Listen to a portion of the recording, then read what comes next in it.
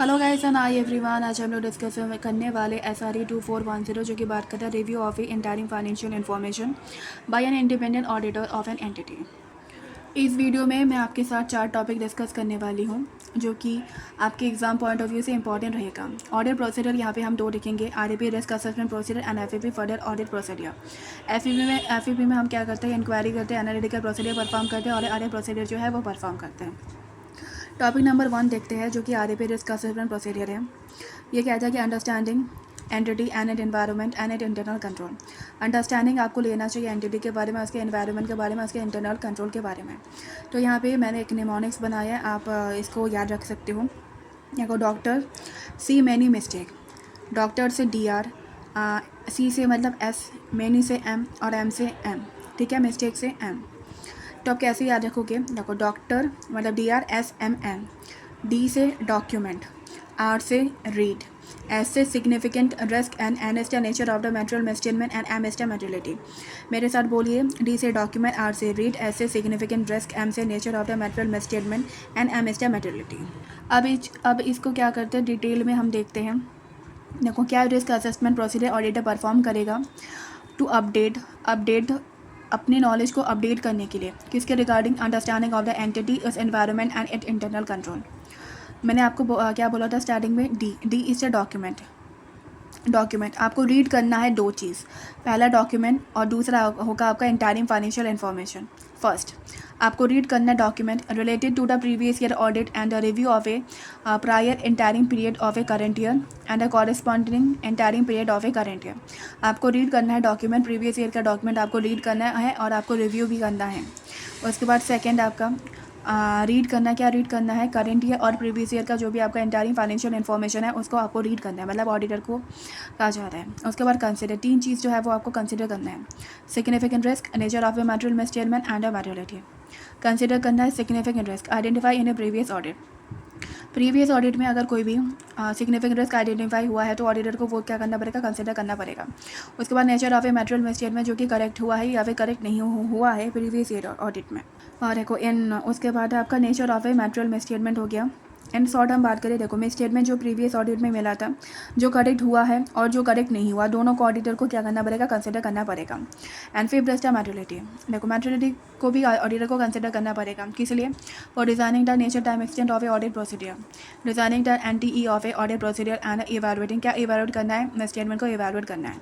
तो यहाँ पे हमने कितने पॉइंट देखे हैं, यहाँ पे हमने 5 पॉइंट देखे हैं रिस्क असेसमेंट प्रोसीजर में। पहला डॉक्यूमेंट को रीड करेंगे, दूसरा इंटायरिंग फाइनेंशियल इन्फॉर्मेशन को रीड करेंगे, करेंट ईयर और प्रीवियस ईयर का कंसिडर करने की 3 चीज़, सिग्निफिकेंट रिस्क को, नेचर ऑफ मटेरियल मिसस्टेटमेंट को और मटेरियलिटी को। सिग्निफिकेंट रिस्क में क्या देखेंगे, जो कि आइडेंटिफाई हुआ है प्रीवियस ईयर ऑडिट में, और नेचर ऑफ मिड स्टेटमेंट में, जो कि करेक्ट हुआ है या फिर करेक्ट नहीं हुआ है आपके प्रीवियस ईयर ऑडिट में, और मटेरियलिटी। सेकेंड टॉपिक है आपका फर्दर ऑडिट प्रोसीजर। आपके एग्जाम में ये क्वेश्चन आ सकता है, क्या बोलेगा आपका, auditor understanding of entity, environment and it internal control, risk assessment and materiality affect nature and extension of a inquiry, analytical procedure and other procedure। Question में अगर आपको इंक्वायरी, एनालिटिकल प्रोसीजर या फिर अदर प्रोसीजर दिख जाए SRE 2410 के case में, तो आप समझ जाना कि आपको क्या बोला है, फर्दर ऑडिट प्रोसीजर परफॉर्म करने को बोला है, मतलब फर्दर ऑडिट प्रोसीजर का क्वेश्चन पूछा है आपसे। व्हाट प्रोसीजर ऑडिटर का ordinary confirm in review of entire financial information या फिर फाइनेंशियल स्टेटमेंट। इसमें आपको निमोनिक्स याद रखना है, पहले RCMI, R से रीड, C से कम्युनिकेशन, M से मैटर, I से इंक्वायरी किससे, मैनेजमेंट से। ओके, तो R से आपको रीड करना है, क्या रीड करना है, minutes book of a meeting, read minutes book of a meeting किसका, meeting of the share holder, TCWG यानी अदर कमेटी का। उसके बाद अगर जो मिनट्स बुक है वो अवेलेबल नहीं है तो इस केस में ऑडिटर जो है वो मैनेजमेंट से पूछेगा कि क्या डिस्कशन हुआ मीटिंग में। If minutes are not available, ask management what was discuss in the meeting. C से क्या है, कम्युनिकेशन आप करोगे किससे, अदर ऑडिटर से।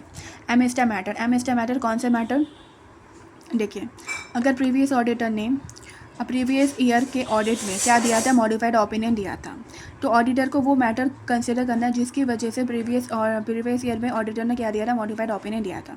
Consider the matter for which auditor give a modified opinion, मतलब conclusion on a previous year audit. उसके बाद आई से क्या होगा, इंक्वायरी। इंक्वायरी करेंगे मैनेजमेंट के साथ, inquiry with the management that whether क्या फाइनेंशियल स्टेटमेंट प्रिपेयर हुए हैं, फाइनेंशियल स्टेटमेंट मतलब interim financial statement are prepare as per the applicable FR है।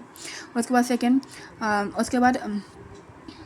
उसके बाद क्या इंटायरिंग फाइनेंशियल स्टेटमेंट में क्या कोई गलती है जो कि मैनेजमेंट को पता है लेकिन फिर भी मैनेजमेंट ने उसको ठीक नहीं किया। Whether interim financial statement contain any misstatement which is known by management but do not corrected by the management।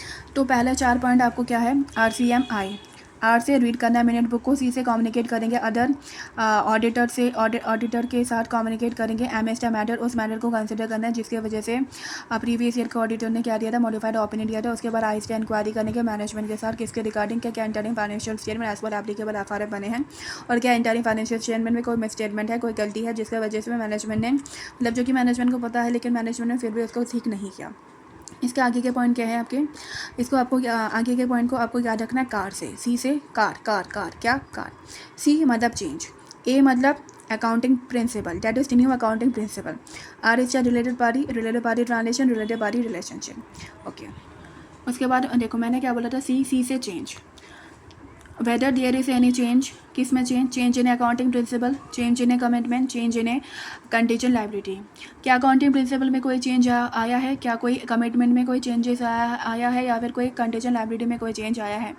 उसके बाद मैंने आपको बताया था new accounting principal, whether company enter into any new transaction that need to be apply of a new accounting principle। उसके बाद are से related party relationship, related party transaction. तो वेदर कंपनी, क्या कंपनी ने कोई रिलेटेड पार्टी या फिर related party relationship या फिर रिलेटेड पार्टी ट्रांजेक्शन किया कि नहीं, ऑडिटर ये देखेगा। उसके बाद आर से ऑडिटर क्या करेगा, रीड करेगा, ऑडिटर क्या करेगा, रीड करेगा इंटायरिंग फाइनेंशियल स्टेटमेंट को और कंसीडर करेगा whether anything come to auditor attention to believe that interim financial statement is not prepare as per the applicable FRF. Auditor read करेगा इंटायरिंग फाइनेंशियल स्टेटमेंट को और consider करेगा क्या consider करेगा, whether anything come to auditor attention, क्या auditor के attention में कोई चीज़ आई है जिसके वजह से ऑडिटर ये चीज़ बिलीव करे कि इंटायरिंग फाइनेंशियल स्टेटमेंट जो है वो एज पर एप्लीकेबल एफआरएफ नहीं बने हैं। तो मैंने आपको क्या बताया, लास्ट के 4 पॉइंट जो है वो आपको कैसे याद रखना है, कार से, सी इज द चेंज, किस में change, change in accounting principle, commitment और कंटीजेंट लायबिलिटी।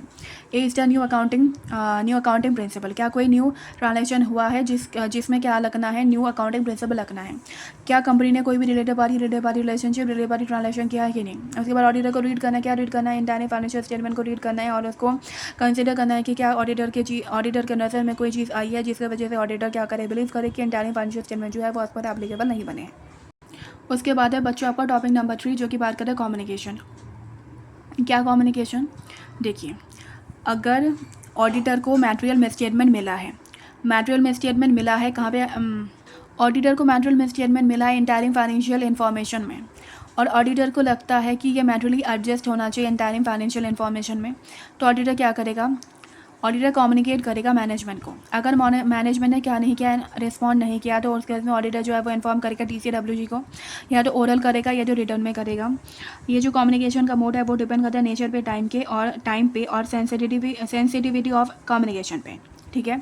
और अगर TCWG ने भी रिस्पॉन्ड नहीं किया तो ऑडिटर क्या करेगा, ऑडिटर जो है वो मॉडिफाई करेगा रिपोर्ट को, ऑडिटर क्या करेगा, वो मॉडिफाइड करेगा रिपोर्ट को या फिर वो विड्रॉ कर सकता है रिव्यू एंगेजमेंट को, या फिर ऑडिटर जो है वो रिज़ाइन कर सकता है। कहाँ से रिज़ाइन करेगा, देखो वो एनुअल फाइनेंशियल स्टेटमेंट का अगर वो ऑडिट करता है तो वो वहाँ से क्या कर सकता है, रिज़ाइन कर सकता है, resign from the audit of the annual financial statement.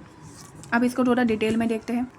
If auditor aware that there is a material misstatement in interim financial statement and auditor believe that material adjustment is required in interim financial statement and then auditor क्या करेगा, communicate करेगा management को, communicate with the management। if management does not respond, auditor inform करेगा TCWG को, inform to TCWG either in oral or a written and the communication mode is depend upon the nature, time and sensitivity of the communication। अगर TCWG ने भी क्या नहीं किया, respond नहीं किया, if TCWG does not respond then auditor क्या करेगा, ऑडिटर मॉडिफाई करेगा रिपोर्ट को या फिर क्या करेगा, withdraw from the engagement that is the review engagement if possible, अगर पॉसिबल है तो, और क्या करेगा, resign from the audit of the annual financial statement. उसके बाद अगर ऑडिटर को कोई फ्रॉड या फिर नोक्लार मिलता है तो ऑडिटर क्या करेगा, कम्युनिकेट करेगा मैनेजमेंट को। If there is a fraud and a NOCLAR auditor must inform to the management. ठीक है, एग्जाम में क्वेश्चन ऐसे आ सकता है कि CA सीरत है जो कि कंडक्ट करे, क्या कंडक्ट करे, इस conducting review of A quarterly financial information. देखो क्वार्टरली फाइनेंशियल इन्फॉर्मेशन में क्या है आपका, इसका मतलब है इंटरिम फाइनेंशियल इन्फॉर्मेशन की बात कर रहा है। 2410 लगेगा। ये क्या कर रहा है, ये क्वार्टरली फाइनेंशियल इन्फॉर्मेशन को रिव्यू कर रहा है of a company of a which C is also auditor, जहाँ पे वो पहले से क्या है, ऑडिटर है। ऐसे बिलीव दैट, उसको ये बिलीव होता है it is necessary to make a material adjustment, कि मैटेरियल एडजस्टमेंट करना चाहिए टू क्वार्टरली फाइनेंशियल इन्फॉर्मेशन में for it to be prepare in all material respect and in as per applicable FRM। C has communicated the matter to CFO, उसने CFO को इस matter को communicate किया and audit committee. However, no response was received. But कोई भी response receive नहीं हुआ even after waiting for a reasonable time, reasonable time में वेट करने के बाद भी। तो वो क्या करेगा, what are the opinion available to her. तो अभी जो हमने देखा था वो सारे पॉइंट आपको लिख देने हैं। उसके बाद बच्चों हम गोइंग कंसर्न वाला टॉपिक जो है वो हम यहाँ पे देखने वाले हैं। यहाँ पे गोइंग कंसर्न के रिलेटेड भी टॉपिक है। ये क्या कह रहा है, ये कह रहा है कि अगर मैटेरियल अनसर्टेनिटी है और डिस्क्लोज भी किया है, क्या बोला मैंने, मैटेरियल अनसर्टेनिटी है, डिस्क्लोज भी किया है, तो ऑडिटर क्या करेगा, मॉडिफाई करेगा रिव्यू रिपोर्ट को और EOM पैरा भी उसमें ऐड करेगा। उसके बाद ऑडिटर चेक करेगा कि क्या प्रीवियस ईयर में मॉडिफाइड मतलब MU है, मतलब मैटेरियल अनसर्टेनिटी है, और अगर उसको डिस्क्लोज किया गया है तो ऑडिटर क्या करेगा, ऑडिटर क्या करेगा, दोबारा मॉडिफाइड रिव्यू रिपोर्ट देगा और EOM पैराग्राफ जो है उसको ऐड करेगा। उसके बाद इफ़ स्टिल एग्जिस्ट, अगर ये करंट ईयर में क्या है, एग्जिस्ट करता है और उसको डिस्क्लोज भी किया गया है इंटरिम फाइनेंशियल इन्फॉर्मेशन में, तो दोबारा ऑडिटर क्या करेगा, मॉडिफाइड ओपिनियन देगा करंट ईयर में और EOM पैराग्राफ जो है वो ऐड करेगा। लेकिन ये कह रहा है कि अगर मैटेरियल अनसर्टेनिटी एग्जिस्ट करता है लेकिन डिस्क्लोजर नहीं दिया तो ऑडिटर क्वालिफाइड यानी एडवर्स कंक्लूजन देगा। क्या देगा, क्वालिफाइड यानी एडवर्स कंक्लूजन दे देगा और रिपोर्ट में ये बताएगा कि भाई मैटेरियल अनसर्टेनिटी क्या है, एग्जिस्ट करती है इस कंपनी में। अब इसको थोड़ा डिटेल में देखते हैं। If there is a material uncertainty exist related to the event and condition that may raise a significant doubt upon the enter going concern assumption and it is disclose in the entire financial information, auditor क्या करेगा, then auditor modify the review report by adding an EOM paragraph. उसके बाद second point, auditor check करेगा क्या previous year में भी कुछ ऐसा है, auditor check whether there is any material uncertainty exist in the previous year end disclose in the previous year interim financial information. If yes, अगर हाँ, देन ऑडिटर क्या करेगा, modify the review report by adding a EOM paragraph. अगर current year में भी ये क्या करता है, एग्जिस्ट करता है और डिस्क्लोज किया गया है इंटायर फाइनेंशियल इन्फॉर्मेशन में, if it still exist and in current year end disclose in the current year interim financial information, then auditor modify the review report by adding a EOM paragraph. उसके बाद अगर material uncertainty exist करता है but इसको disclose नहीं किया तो auditor क्या करेगा, वो क्वालिफाइड एंड एडवर्स कंक्लूजन दे देगा। If there is any material uncertainty exists related to event or a condition that may raise a significant doubt upon the undergoing concern assumption but it is not disclosed in entire financial information, then auditor given qualified any adverse opinion। और auditor क्या बोलेगा, वो बोलेगा अपने report में कि भाई देखो मैटेरियल अनसर्टेनिटी जो है वो एग्जिस्ट करता है। Auditor also state in their audit report that there is a material uncertainty exist. उसके बाद कुछ पॉइंट जो है वो आपको देख लेने हैं MCQ पर्पज से। पहला कि जो मैनेजमेंट है वो रिस्पॉन्सिबल होता है preparation and presentation of interim financial information को लेकर as per applicable FRM। Statement that management is responsible for preparation and presentation of interim financial information as per the applicable FRM। उसके बाद जो auditor है वो responsible होता है express करने के लिए क्या, कंक्लूजन। वो कंक्लूजन देता है, वो ओपिनियन नहीं देता, वो क्या देता है, कंक्लूजन देता है। इस SRE 2410 में ऑडिटर क्या देता है, वो कंक्लूजन देता है इंटायरिंग फाइनेंशियल इन्फॉर्मेशन पे। Auditor is responsible for expressing conclusion on interim financial information. उसके बाद हम क्या बोलेंगे, उसके बाद है आपका पॉइंट है वो statement that review of interim financial information was conducted as per SRE 2410 and statement that such review consist of a making inquiry and applying analytical and other review procedure. जो मैंने आपको स्टार्टिंग में बताया था SRE 2410 में क्या होता है, जब हम फर्दर ऑडिट प्रोसीडियर परफॉर्म करते हैं तो हम 3 काम करते हैं। क्या 3 काम करते हैं, वो इंक्वायरी करते हैं, एनालिटिकल प्रोसीडियर परफॉर्म करते हैं और अदर रिव्यू प्रोसीडियर जो है वो परफॉर्म करते हैं। उसके बाद का पॉइंट है आपका review is substantially less in a scope than audit. ये क्या कहना चाह रही है? ये कहना चाहता है देखो, रिव्यू करना is a different thing, audit करने से डिफरेंट है। ऑडिट जो है वो बड़ा स्कोप है, मतलब ब्रॉडर जो टर्म है, लेकिन रिव्यू क्या है? रिव्यू छोटा टर्म है। एंड शॉर्ट रिव्यू जो है वो कम है। Review substantially less in a scope than an audit, ठीक है, as conduct as per ISA. उसके बाद and does not enable auditor to obtain assurance that auditor would become aware of a all significant matter that might be identified in audit and that accordingly no audit opinion is express. इस कारण हम यहाँ पे audit opinion express नहीं करते, हम conclusion देते हैं यहाँ पे। उसके बाद आपका पॉइंट है UDIN से रिलेटेड। देखिए, रिव्यू इंगेजमेंट में भी क्या होता है? यूडिन जो है वो जनरेट किया जाता है। रिव्यू इंगेजमेंट में भी यूडिन जनरेट किया जाता है।